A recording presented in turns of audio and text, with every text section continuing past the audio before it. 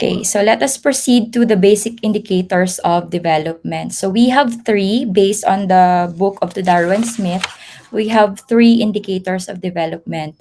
First, we have the real income. Second, we have the health indicators. And third, we have the education indicators. So when we say real income, this signifies the average earning of citizens, showcasing their purchasing power and overall economic well-being. So of course, no, aware naman tayo that when real income rises, it signifies several positive aspects of economic development. So pag mataas ang real income natin, most likely mas nai-improve ang ating living standards and mas reduced ang poverty rate ng isang country. So that's why in traditional and modern view of development, hindi talaga nawawala ang real income as an indicator of development. Second, we have health indicator. So it encompasses factors like life expectancy, disease prevalence, and healthcare access that reflects the overall health of a population.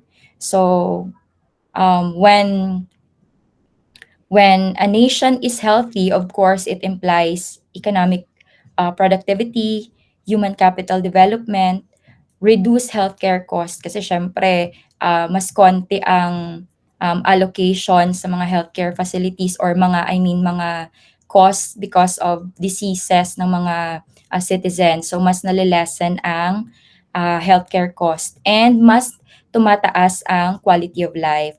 So some of the countries na na-mention ng authors sa kanyang book are countries like Sweden, Germany, Switzerland, Japan, Canada, Netherlands, and Australia. So ito daw yung mga countries na um, kumbaga mataas ang kanilang uh, kumbaga health index ng kanilang mga citizens. So kung titingnan natin, ito din ang mga countries na matatawag nating developed countries. So truly, if we invest in healthcare system, mas na-uplift din ang level of development ng ating nation.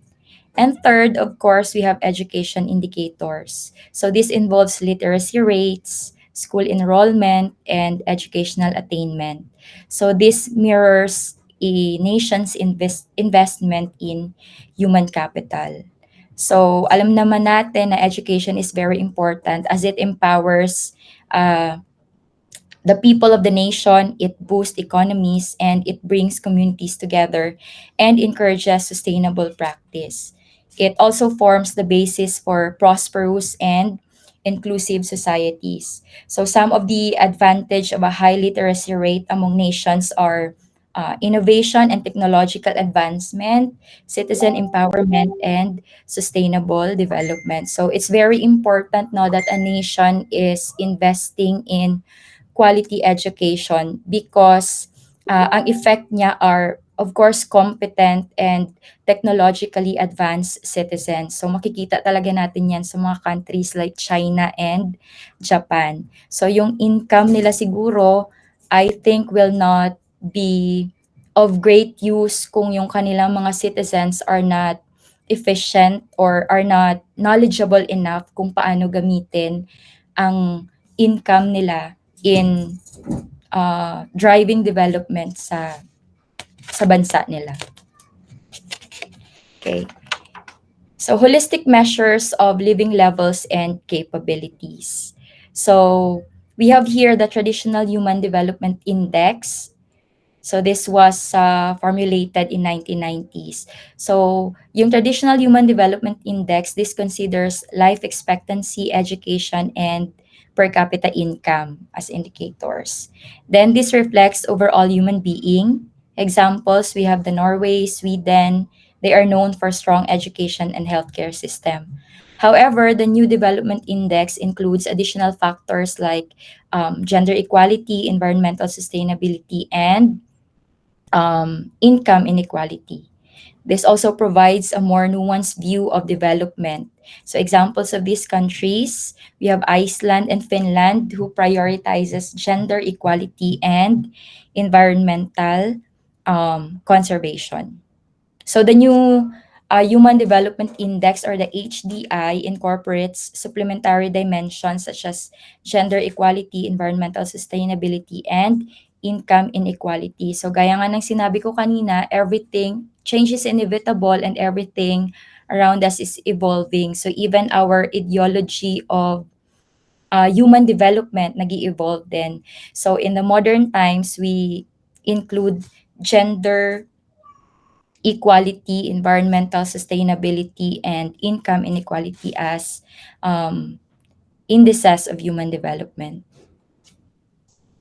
Okay. So this time, let us discuss the characteristics of developing world. So what do we mean when we say developing world? So first, when we say developing world, these are lower levels of they have lower levels of living and productivity, and they have um, limited human capital.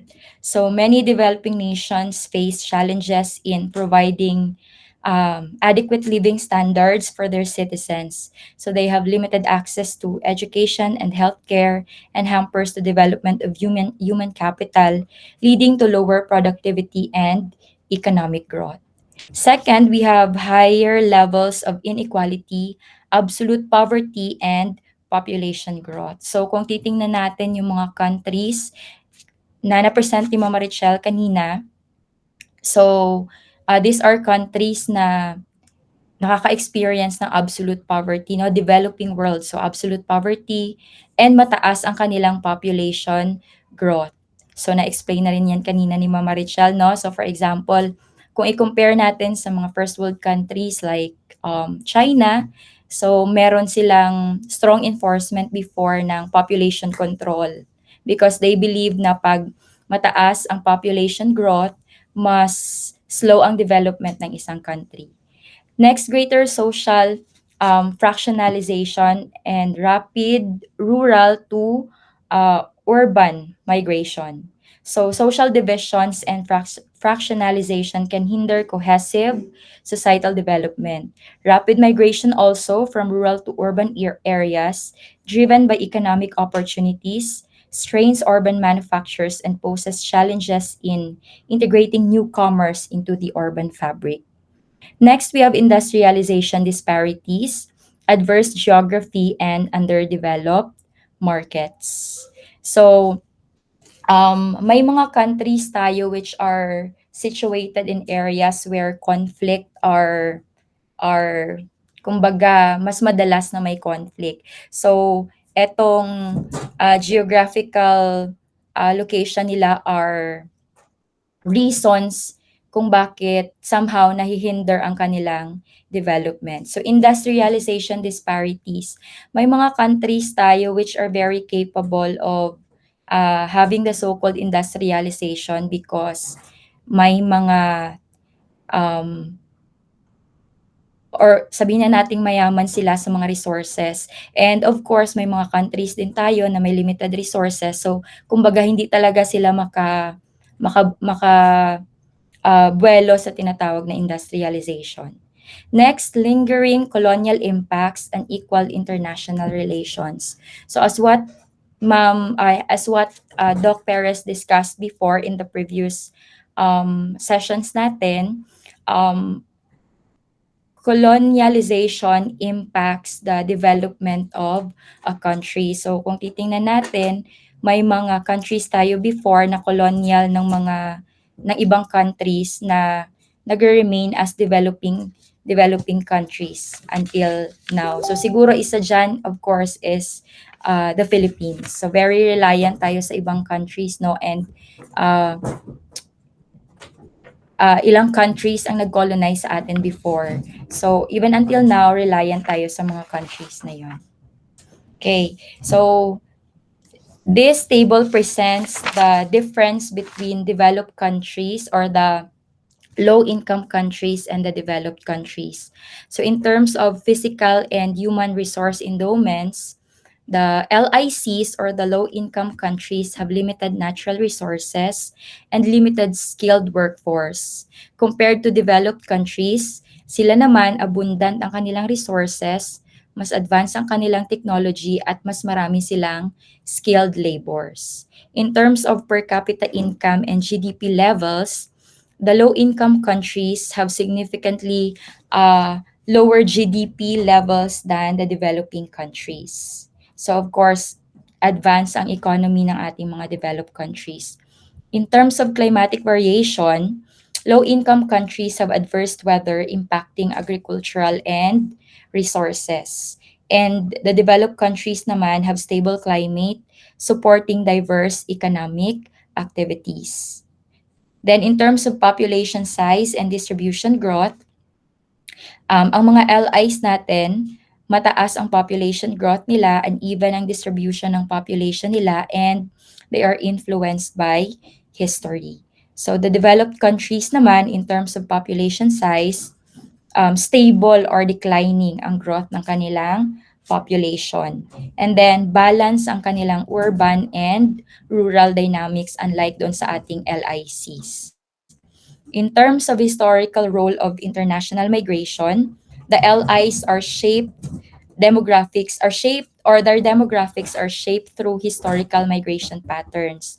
While the developing countries naman, they have stable population with historical international migration. And in terms of growth stimulus of international trade, the low-income countries have limited access to global markets, which can hinder their economic growth. And of course, the developed countries naman, they have well-established trade networks that boost economic advancement. So as we can see here, talagang may disparity no between the low income countries and the developed countries. So may mga factors talaga that makes this developed and developing nations different from each other. Okay? Sige. So I think this ends my presentation. So thank you very much for listening. Okay, thank you very much. So I hope we understood why there are countries that are really poor, and then why are countries, some many countries are rich, and of course, as always, oppressing those though the resources of those poor countries. So we know the disparity. We know what aspects, the weaknesses and strength of the small countries or the poor countries. So this would be elaborated more by the report of D. So your next D. Please don't forget to upload your slides, ha? PDF file